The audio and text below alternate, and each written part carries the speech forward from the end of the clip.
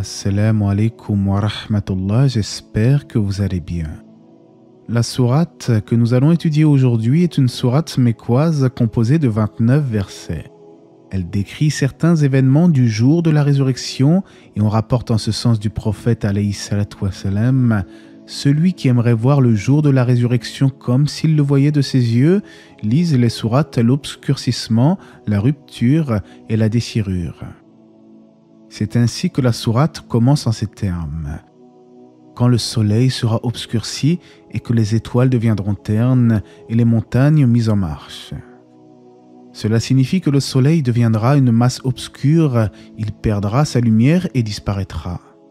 C'est l'avis de certains exégètes, tandis que d'autres avancent qu'il sera jeté dans le feu de l'enfer avec la lune, afin qu'il devienne évident pour les polythéistes que ces deux éléments cosmiques n'ont rien de divin, ce ne sont que des créatures d'Allah.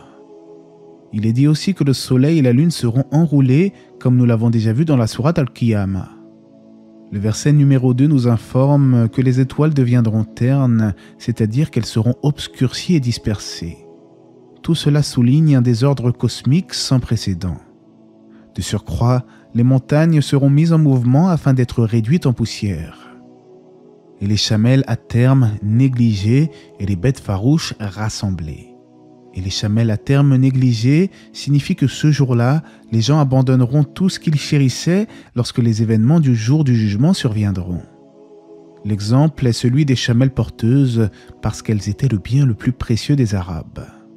Faisons une petite transposition contemporaine. Ça serait comme si aujourd'hui, les gens abandonnaient leurs comptes bancaires, leurs maisons et leurs voitures, sans même y prêter attention, tant l'effroi du jour du jugement sera intense.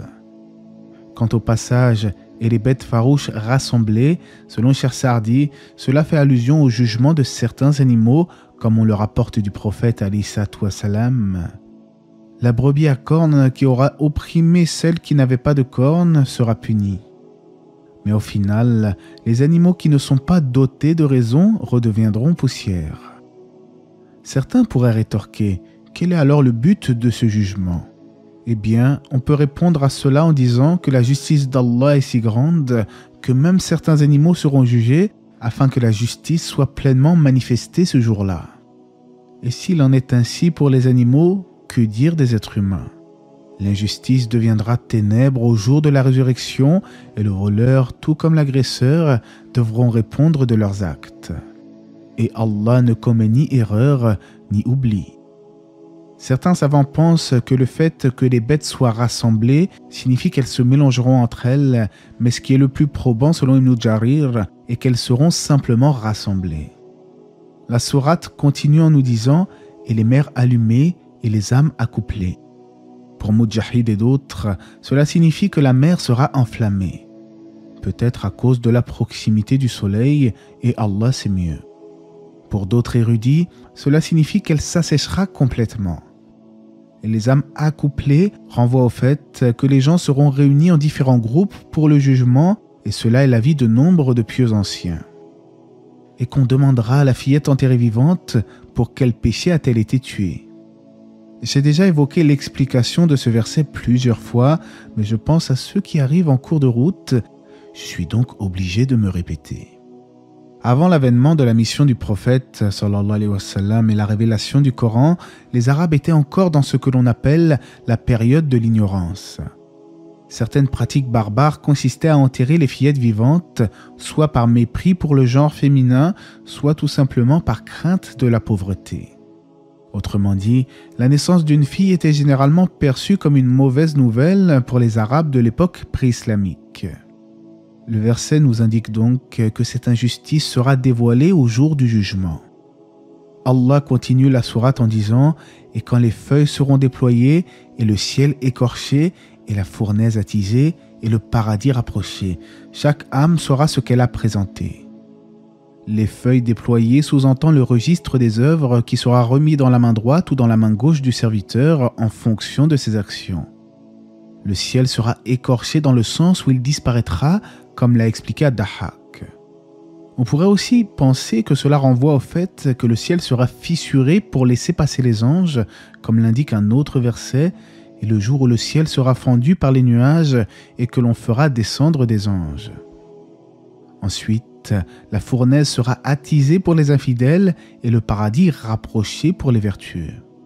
Chaque âme saura alors ce qu'elle a accompli.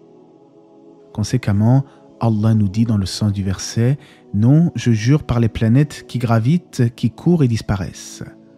Selon Cheikh Sardi, ce verset fait allusion aux planètes, tandis que les autres savants plus anciens évoquent plutôt les étoiles. Par la suite, Allah jure par la nuit quand elle survient et par l'aube quand elle apparaît. L'objet du serment est le suivant. Ceci, le Coran, est la parole d'un noble messager doué d'une grande force, ayant un rang élevé auprès du maître du trône, obéi là-haut et digne de confiance. Ce noble messager n'est autre que l'ange Gabriel, Jibril alayhi salam. Il s'agit de l'ange qui a transmis la révélation du Coran au prophète Mohammed alayhi salam, entre autres. Il a un rang privilégié auprès d'Allah, c'est-à-dire davantage que les autres anges. Puis Allah nous dit ensuite que le prophète Mohammed alayhi salam n'est nullement un possédé, comme l'affirment certains mécréants. Votre compagnon Mohammed n'est nullement faux, il l'a effectivement vu, Gabriel, au clair horizon. Comme nous l'avons déjà vu, le prophète a bel et bien vu l'ange Jibril sous sa forme réelle alors qu'il était doté de 600 ailes. Et il ne garde pas avarement pour lui-même ce qui lui a été révélé. Je ne vais pas rentrer dans les subtilités de la terminologie arabe, mais les savants de l'exégèse ont déduit deux avis concernant ce verset. Certains ont dit que le prophète alayhi salam n'est pas soupçonné en ce qu'il transmet, c'est-à-dire qu'il n'y a aucun doute qu'il s'agit de la parole d'Allah. Il n'a rien inventé de son propre chef, ni dissimulé quoi que ce soit. L'autre sens est qu'il n'a pas gardé pour lui-même la révélation, mais l'a plutôt partagée autour de lui. Et ceci, le Coran, n'est point la parole d'un diable banni, mais il s'agit bel et bien de la parole du Créateur. Un jour, il y a longtemps, au début de ma conversion à l'islam, j'avais rencontré un maghrébin, donc je pensais qu'il était musulman. En général, en France, c'est ce qui est le plus courant. Et il m'a dit, tenez-vous bien, tu sais mon jeune ami, le Coran, c'est la parole d'un djinn. Mais comment peut-on en arriver à croire en de telles absurdités? Si déjà on part du postulat que Dieu existe et qu'il a créé un monde parallèle, le monde de l'invisible, comment peut-on envisager ne serait-ce qu'une seule seconde que ce Coran grandiose soit la parole d'un démon? C'est tout de même très étonnant. Et c'est ainsi qu'Allah nous dit au sujet de ceux qui démentent le Coran. Où allez-vous donc? Ceci n'est qu'un rappel pour l'univers, pour celui d'entre vous qui veut suivre le chemin droit.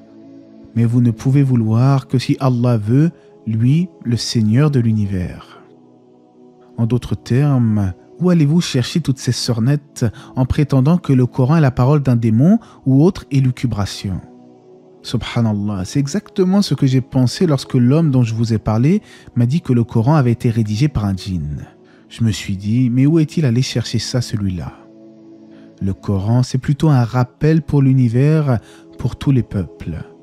Ainsi, quiconque désire être guidé sur le droit chemin doit suivre ce Coran, mais il est toujours bon de souligner qu'au final, nous restons soumis à la volonté suprême d'Allah.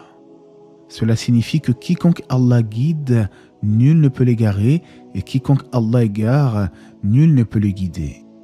Nous avons déjà vu sur la chaîne ce qu'il en est de la prédestination qui ne s'oppose pas à la notion de libre arbitre.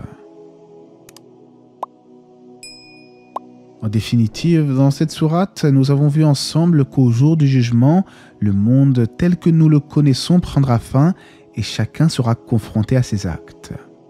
Nous avons vu également que le Coran est une révélation divine pure et non une fabrication humaine ou démoniaque. La sourate se conclut en nous rappelant que malgré notre libre arbitre, toute volonté ne dépend que d'Allah qui guide ou égare qui il veut. Et Allah sait mieux, j'espère que ce rappel vous aura été profitable, que la paix et les bénédictions d'Allah soient sur le prophète, sa famille et ses compagnons.